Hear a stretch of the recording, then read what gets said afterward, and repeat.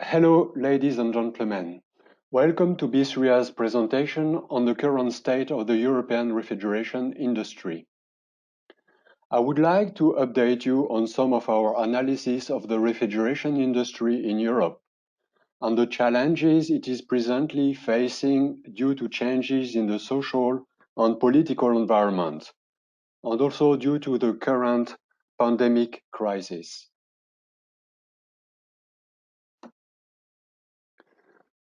First, a presentation of BSRIA. Who is BSRIA?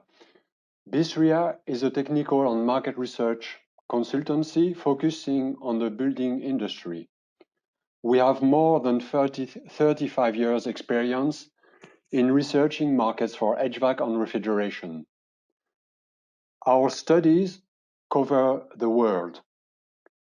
My name is Greg Corti. I have been working for BSRIA as a market research consultant for 20 years. Mostly in the fields of HVAC and refrigeration. The presentation will run for maximum 30 minutes, after which there will be time for questions. I will mute you during the presentation and the session will be recorded for distribution later. I invite you to type questions in the question box on your control panel if you have questions.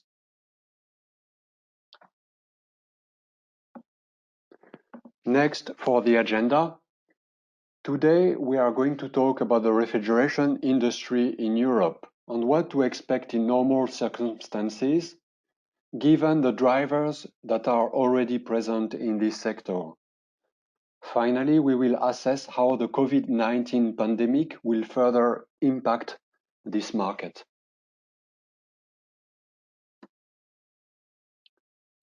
So we are starting with the current situation.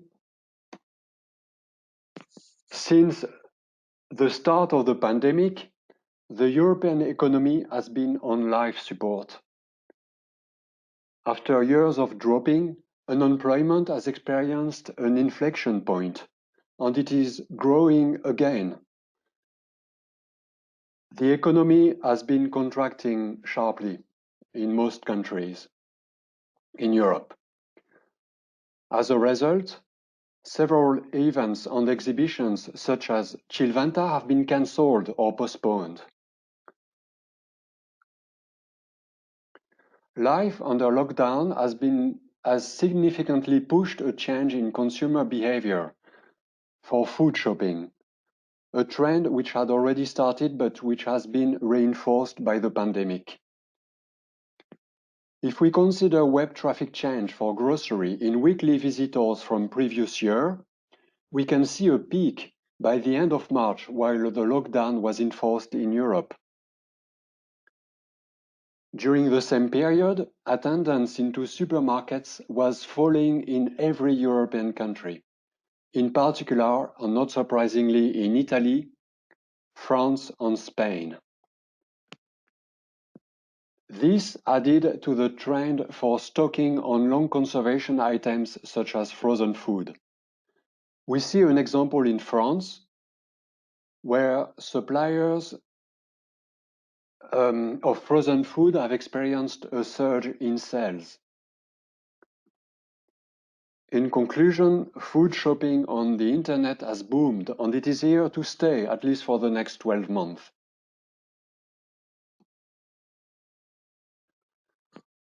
There are three key refrigeration sectors to analyze. At the start of the value chain, production accounts for a significant share with 41%.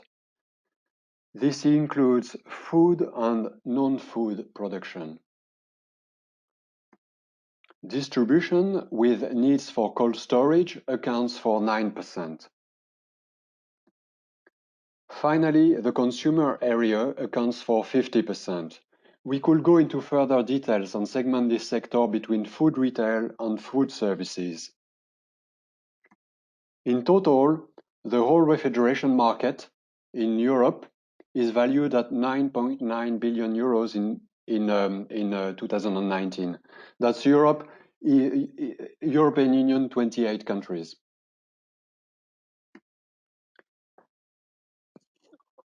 Now let's go into more details by each area. Refrigeration in the production area includes food and non-food production. The total EU market is estimated at 4 billion euros product market. And evaporator units used for different applications account for the largest segment. For instance, in the food industry, we have spiral and plate freezers and VRTs, variable retention time tunnel freezers, which account for a large proportion of industrial evaporators.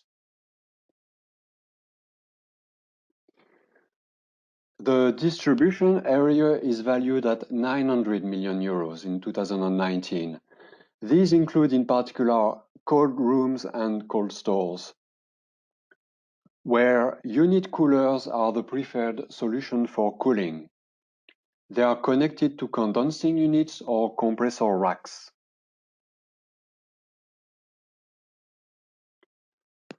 The consumer area is valued at 5 billion euros.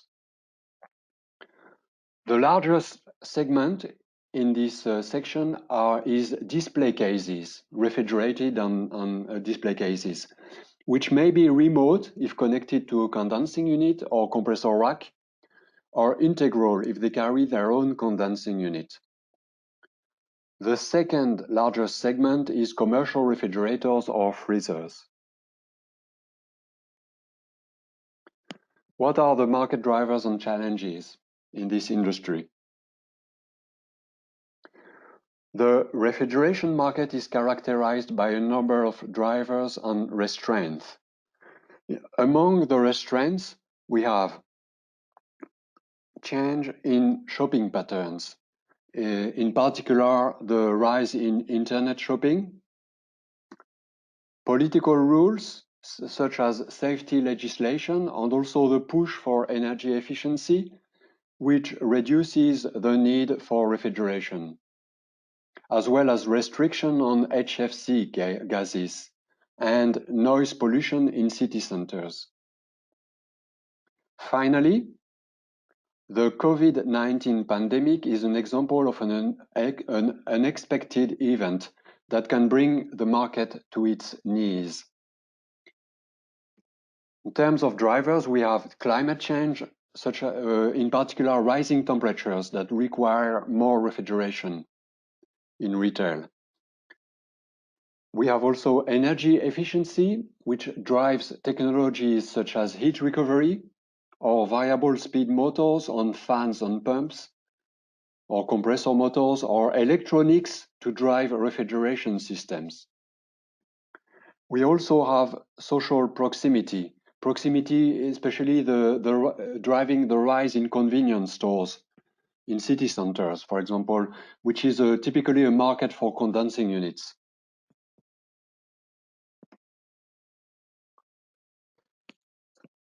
What next for refrigerants? This is a key chapter in when we study refrigeration. It's refrigerants. Where is it going? This slide is mostly a reminder for most of you. It shows the targets for the phase down of HFCs in the European Union F-gas regulation. The EU ratified the Kigali Amendment to the Montreal Protocol in September 2018, and it came in force on 1st January 2019. The overall objective is to cut production and consumption of HFCs by more than 80% over the next 30 years. Reductions are measured against a baseline period, which for the EU F-gas regulation is calculated for between 2009 and 2012. In short, the EU F-gas regulation is more ambitious than the Kigali Amendment. In the F-gas regulation, the ban on HFC in new equipment gives the priority to refrigeration. Indeed, The R410A inventory in Europe, which is used for air conditioning, is nearly 4 times lower than the R404A1, which is used in refrigeration. R410A also has a GWP of 1,800 and R404A of more than twice at 3,900. So it was more urgent to stop using R404A. The EU F-gas regulation bans the use of HFCs with a GWP of more than 2,500 from 2020 in new refrigeration equipment and also for service and maintenance in refrigeration equipment with a charge size of 40 tons of CO2 equivalent or more. This is equivalent approximately to 10 kilograms of R404A.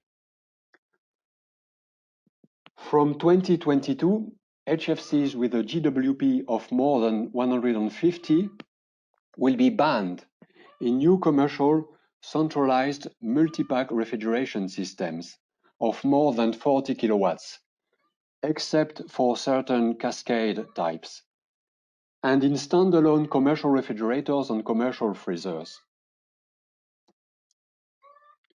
So, as a consequence of that, in Europe, in EU, HFC refrigerants are declining. HFOs have made inroads and are popular alternatives to both R404A and R134A. New HFC-HFO blends with lower global warming potential are also on the increase, but they are expected eventually to recede in favor of pure HFOs, such as R1234YF. Natural refrigerants, such as CO2 and propane, have already made a breakthrough.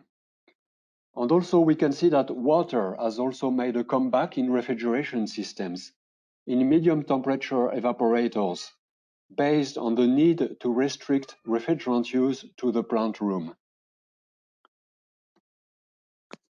After gaining widespread use in compressor racks, use of CO2 should now progress in condensing units of 15 kilowatts or more. To illustrate the move towards refrigerants that are free of HFC and with low GWP, we could consider the example of France. It is striking how retailers who operate following a business model of franchise, such as a Casino, Leclerc, are slower to take up low GWP alternatives than retailers who are integrated within groups where decisions are made centrally, such as Lidl, the German group, or Carrefour, the French group, who has been actively heralding the era of HFC-free refrigeration systems.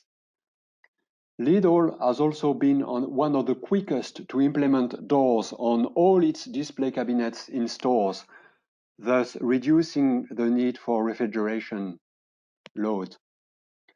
So we could say that centralized decision-making, such as Lidl or Carrefour, is key to drive the move toward environmental alternatives for refrigerants. Now we are going to see what could come next for food retail refrigeration. Refrigeration is an industry that is strongly correlated to GDP, and in particular to private consumption. So correlating the market with GDP growth in EU 28 countries, the refrigeration market was forecast to experience real growth of 1.5% per annum over 2020 and 2021. That was before the pandemic. However, following the COVID-19 pandemic, new forecasts have been made. They take into account one scenario where the virus continues to recede and remains under control, and we can see there is a big depression, big recession, and then it's coming back. It's coming back up. And one second scenario where a second wave of rapid contagion erupts later in 2020 by the end of the year. And we can see another recession by the end of 2020. In both scenarios, however, there is no expectation of return by the end of 2021 to the level of income that could have been expected in normal circumstances. So we will still be by the end of 2021 and 2022, we will still be below the normal level in the market. The impact on refrigeration in Europe overall is estimated at a drop of 15% in refrigeration business. However, this differs between countries. First, there is likely to be a stronger impact of the economic recession in countries such as France, Italy, and the United Kingdom. This also depends, for instance, on how the economy is structured, on the weight of the food industry. For instance, processed products such as cheese or butter, which are strong in Germany and France, or production of vegetable, which is strong in Italy and Spain.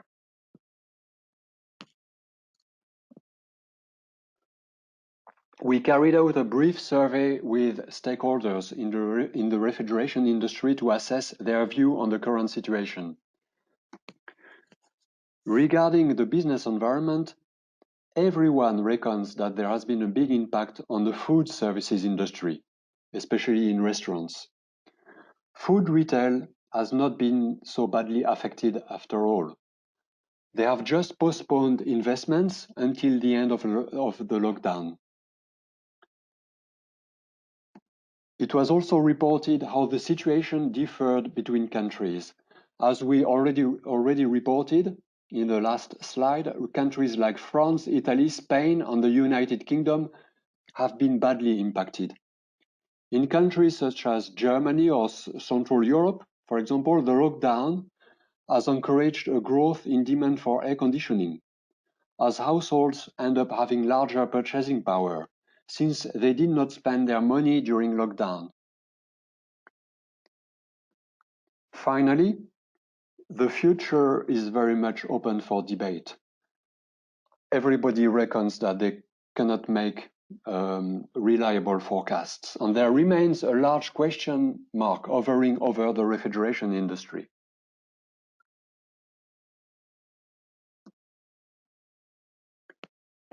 In addition to the unexpected impact of the pandemic, some deep structural changes have been taking place in the food retail sector, which will no doubt have a further impact on refrigeration. In particular,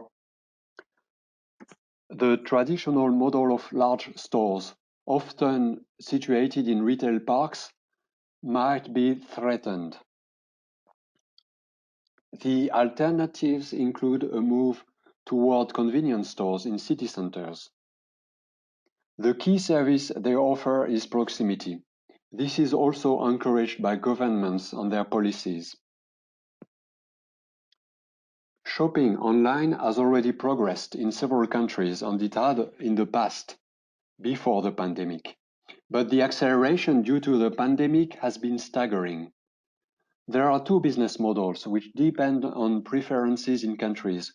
Home delivery, for example, which is the preferred solution in the United Kingdom, and pickup stores, which is the preferred solution in France, for example. Both the models have been growing in Europe. In conclusion, firstly, you heard how the current pandemic crisis will have a lasting impact on the refrigeration sector. As economists said, by the end of 2021, the loss of income will exceed that of any previous recession over the last 100 years, outside wartime, with dire and long-lasting consequences for people, firms, and governments.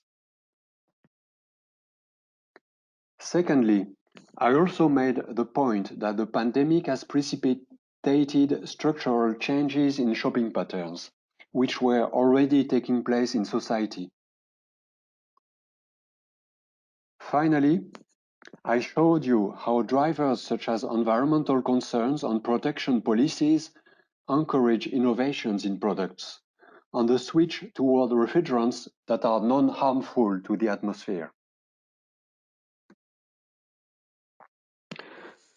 BSRIA's new project in refrigeration,